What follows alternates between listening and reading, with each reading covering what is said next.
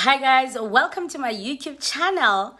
Welcome to Simple Politics. Okay, I will never abandon you guys. It's a very busy weekend, but I'll always make time for you. That is how special you are. Okay, I'll always keep you up to date. There's three things that I want to talk about, and I'm gonna be very quick. I don't wanna waste time. The first one, I want us to talk about Ebetunan. Hey. And please, let me put a disclaimer to the MK people. I'm not talking about MK here. I'm talking about Floyd as an individual. So please, so I don't know if you guys remember, I made a video last week. There was an incident where Dr Ndlozi was invited to the University of Malawi, where he got there and he was giving a political lecture. And in the midst of speaking, he sort of spoke about Bushiri, but he did not mention his name. But obviously, everyone knew that he was talking about him. And then Bushiri came for Ndlozi very strong, attacking him and saying that, yeah, he betrayed Julius Malema, all that drama. Okay, fine. Which Floyd went to a service to Malawi in the church of Bushiri. The same Bushiri is standing up. I am gonna play a clip for you guys. I do also wanna read what he posted. And I'm thinking to myself, Floyd is a very selfish human being. He will do anything to throw anyone under the bus. He is clout chasing right now. Bushiri is busy speaking bad about Ndlozi and comparing him to Floyd. Look, Floyd is a good man, he's a family man. When he said he's a family man, I was like, family man where? He's a family man in Tontoni when he was introducing him. Floyd loves Clout. And I see a lot of people on social media saying, I wonder if he has miscalculated this one. I wonder if he has miscalculated this point of going all the way to Malawi. And I wonder, how is his relationship with the Dr. Ndlozi now? I'm not sure what's happening now. Not sure what's happening right now with Floyd. So I'm gonna play a video for you guys as well. So just before I get right into that, I was also listening to the podcast of MacG, Podcast and Chill, intentionally so, because what made me go to that episode, it's because I saw a highlight that Dr. Rosie was defending Julius Malema, so I wanted to see, so I had to watch the whole thing also to get context. Yeah, but and in Angogo, it was just a short thing. I ended up getting something else out of that episode. So Dr. Ndlozi, one thing that I wanted to touch on, he was also explaining how difficult it is to adjust. That's something I also want to talk about. I am going to put a clip for that as well. He was talking about how difficult it is for him to adjust on radio, the working times, his sleeping pattern, and he's still saying he doesn't sleep and he struggles. And also because he never used to wake up early. Now he has to wake up like at 5 every day, which I am not a morning person as well. I struggle a lot when I have a job that requires me to wake up at 5. I can't do that. I'm a very productive person, but I struggle for anything that wants me to be committed consistently and wake up in the morning. No, I really struggle. So for the past 3 years, I've been working for jobs that don't require me to wake up in the morning. Yeah, well, as I said, I'm a very productive person. Sometimes I sleep at 2 a.m. I think I'm a person who would rather work late than wake up in the morning. Yeah, well, anyway, so he was explaining all that. But most importantly, I want to speak about the intervention of the EFF Youth Command. I'm going to give that credit to them. EFF Youth Command. I don't know if you guys have been following the story. It's hard not to follow this story. That the University of Walter Sisulu, the Eastern Cape, what they done, the students were protesting, and it happened that the I made a video about this as well. The res manager killed or unalived one student, unalived them. One is in critical conditions, 2 are in the hospital. So what happened after all that incident, they tried to spin it and say, you good to know, this was not a student, and the truth came out that it was a student. The minister came. After the minister left, things went bad again, and so there was an eviction notice by the University of Walter Sisulu that the students must leave. And obviously the parents of the students are worried to go to Aibo. We don't even have money. It's in the middle of the month. We don't have money to give them to come home. Some are from different provinces. And then the youth command, EFF youth command, and shout out to Commissar Uncedo, because I was trying to understand ukuthi I heard that the youth command challenged Walter Sisulu in court to try and reverse the eviction notice, to say the students are not going anywhere. And so there was a lawyer representing them. So at first I didn't understand ukuthi, how did the lawyer come about? Did the EFF provide the lawyer? Did the student provide the lawyer? So shout out to Commissar Ncedo Kolanisi, who organized the lawyer for these students to go and challenge the university for the students to not be evicted. And of course, they came out victorious. And this is the EFF that we want to see. This is the EFF that we want to see. Shout out to you, Prince, man. So much respect. Yes. And so I'm gonna play a short clip right now of the president, the president of the EFF Youth Command, just giving gratitude, being interviews. I'm gonna play that clip right now. Before I play that clip, I do wanna touch on this little point. This week, before the Passover started, on Thursday, on Wednesday, I was live, and I was having conversation with the EFF Youth Command student, or activist rather, Oletu, and he was showing so much I don't want to say grievances, but a sadness with what happened with Usisonke in Walter Sisulu University. And he was speaking, saying it's not the first time, and he was talking about uthando lwethu, he was talking about umlungisi Madonsela, and he was really sad to that day. I remember there were fighters coming in, and obviously some of the fighters were showing different perspectives, and Uletu was saying that there could have been a way that this thing of these students that are victimized by the universities, that it could be handled, on a way that the organization could also intervene and help after the passing away of the activist. And he was saying, and the reason this is so close to my heart, it's because I'm an activist myself. I can go into a protest, because I defend this organization with my life. And so the reason this is so close to my heart is that anything can happen to me tomorrow in the line of duty. In the line of pickpocketing, in the line of protesting or picket lines. So that's what he was saying. And I think a lot of fighters did not understand where he was coming from. A lot of fighters were saying, no, this is not the platform. A lot of fighters misunderstood to Andy. The reason I'm saying this now, it's because I just came across a video on social media. I even tagged him in that video, and I said, oh my God, this is what Uletu was talking about. This is exactly what Uletu was talking about. The truth of the matter is that if I'm not at school right now, I will not understand things as the same way that he understands them. And we need to acknowledge that. And we need to listen to someone who is in that specific space. I just saw now on Twitter, Thando Lwethu, apparently she joined MK, and she's speaking ukuthi she's wearing a shirt with Uthando Lwethu, who was a member of the EFF student command. And so she's speaking there ukuthi when she heard ukuthi there was another student who was unalived, obviously touched her. So now she's standing up and and now obviously she's saying, the EFF didn't help her. This is exactly what Uletu was saying, by the way. And a lot of fighters, they took it the wrong way. The EFF did not help her, and now the MK is assisting her, trying to get justice for Umdanake, who was a member of the EFF. And I just came across that video, and I was like, oh my God, this is exactly what Uletu was talking about just Wednesday.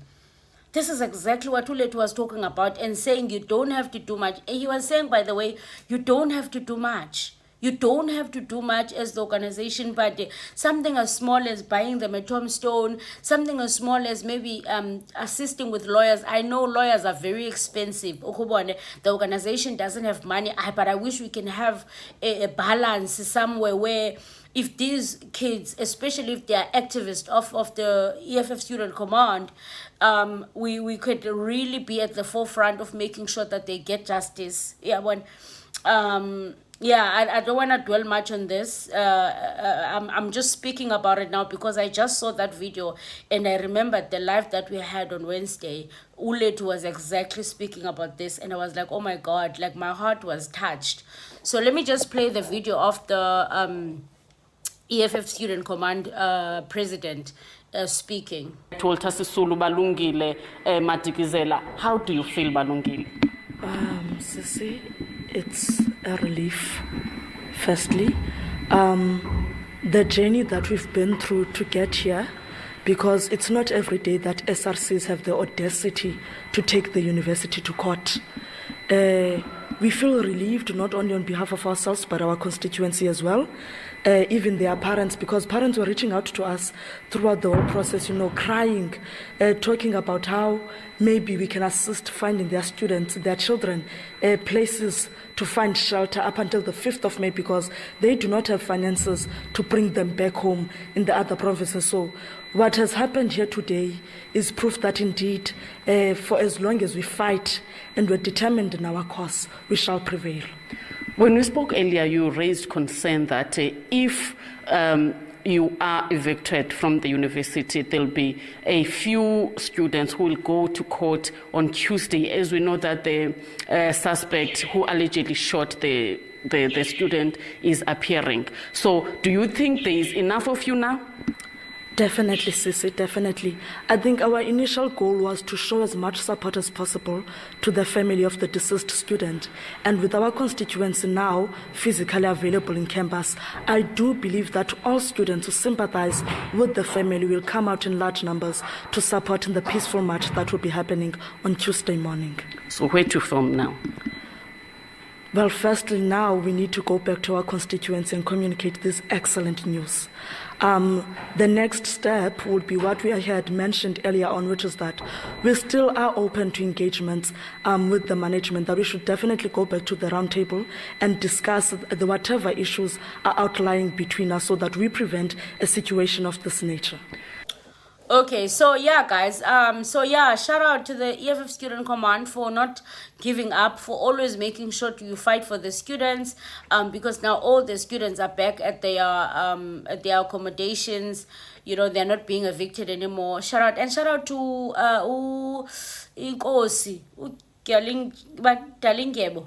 I think so, because I heard that he also released the 2 cars for some of the students that were wounded to quickly be rushed to the hospital. Shout out, man, shout out. We have so much respect for that. We have so much respect for that.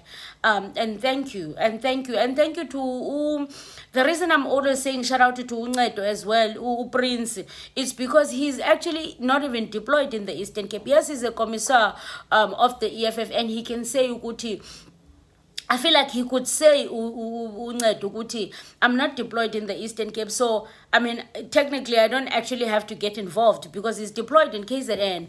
But when he comes back from the deployment, from day one, he was at the forefront. I remember he was interviewed by Newsroom the first day, the night of the incident happening, of Usisonke being unalived. And Uncedo was saying, the minister releasing a statement that Usisonke was not a student is not right. And that was even before it was proven that Usisonke is really a student. So shout out to you again. Shout out to you, Prince. I've got so much respect for you. So moving forward now to the Sky class, as I should. So, Floyd uyayithanda Clout. One thing about Floyd, he's not authentic. Floyd will never start anything from scratch.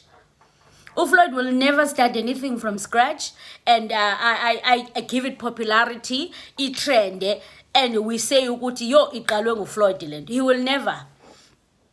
Ndlozi was invited in Malawi to give a political education, and drama was sparked out of that.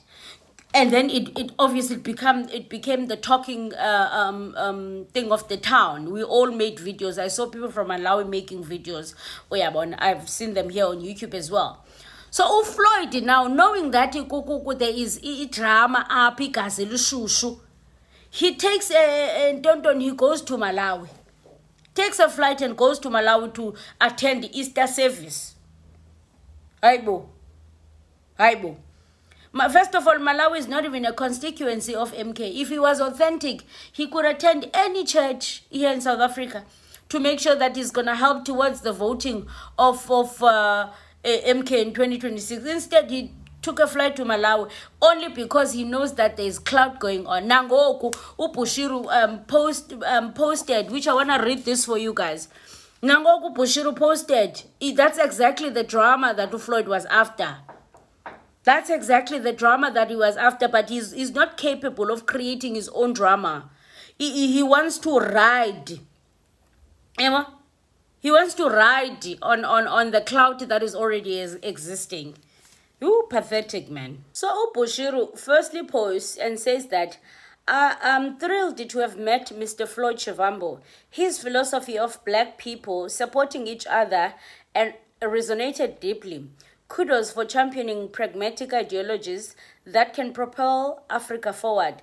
Sadly, listen to this, Bushiri saying, sadly, some still peddle jealousy and negativity, labeling successful black individuals. Bushiri is attacking Ndlozi. Labeling successfully black individuals as corrupt and must be investigated, while praising white individuals as investors. That's not Pan-Africanism, that's jealousy. Let's move beyond politics of attraction. And bonus fact, after our chat, he even stopped by our chat for a prayer session. I guess you could say he wanted to pray away any political stress or ensure his prayers were politically correct. Either way, his visit was a blessing, and we appreciate his willingness and humility to seek divine guidance, says Bushiri. So just tell me if you think Floyd's visit is really authentic. It's not authentic. Floyd could have visited any other pastor, but he chose Bushiri because there was already like drama. So he's not authentic.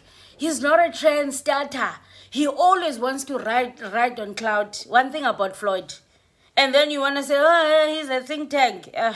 Spare me. Anyway, let me play the video of him entering the Amano Bushiri. I can't get one thing about Floyd. Let's see the clip.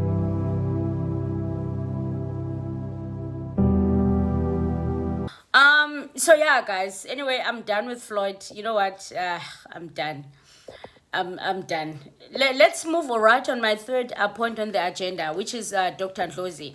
I said he was explaining his working schedule, and obviously he says he's still really getting used to it. He can't wait. He says maybe it's going to take him 12 months.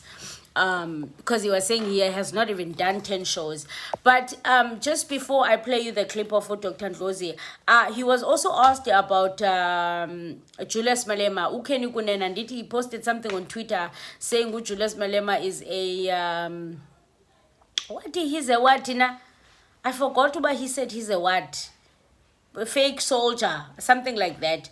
And then, and he was saying Trump and Elon Musk, there's no Julius Malema. You faking well. You are trying to tag Elon Musk like you know him. Please ignore Julius Malema. He's a fake soldier. Imagine. So Dr. Ndlozi just touched on his view on the singing of "Kill the Poor, Kill the Farmer." You were saying no, it's never wrong. Even if we do get the land, that's a song that we have to sing. So it seems like he has not lost his conscience, Dr. Ndlozi. I don't know, but you were saying there's absolutely a need to be singing "Kill the Farmer, Kill the Poor." It is a struggle song, you know. We are fighting for liberation of Black people. We are seeking economic freedom. So even when we do receive that and achieve that and get the land back, we will still sing "Kill the Farmer, Kill the Poor." So yeah, so let me just play this clip of him just when he's explaining his difficulty. It's such a small clip, it's nothing much. Broadcasting live to you, bro. Exhausting, exhausting. But we're trying. It's been just a few weeks. Yeah. I don't think I've done 30 shows yet. Yeah. I'll check, yeah. So what time are you waking up now nowadays? I'm not sleeping. You gotta sleep, dog.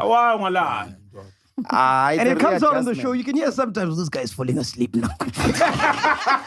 When you don't listen, don't lie. When okay. Wait. Even the people. What time do you wake up? On a good day. Sometimes even the people who are listening to him are falling asleep. So yeah, guys, that is all I had for you today. Please do subscribe to this channel. It is free of charge. After you are done subscribing, if you are able to support this channel, please support this channel. Betunan Kandi fagi mali. Yo! Fagani mali bazalwane. Support this channel. Support this channel. And I'm speaking to the CEOs, I'm talking to the shareholders. There are a lot of shareholders supporting this channel. Thank you very much. So I am going to attach the details on the comment. I'll pin them. So please do support the channel if you can. If you can't, it's okay. I'll see you guys on the next one. I don't know when I'm going to see you. As I said, weekend in Kulule, we are busy with church. But I will always make time for you. You can count on that.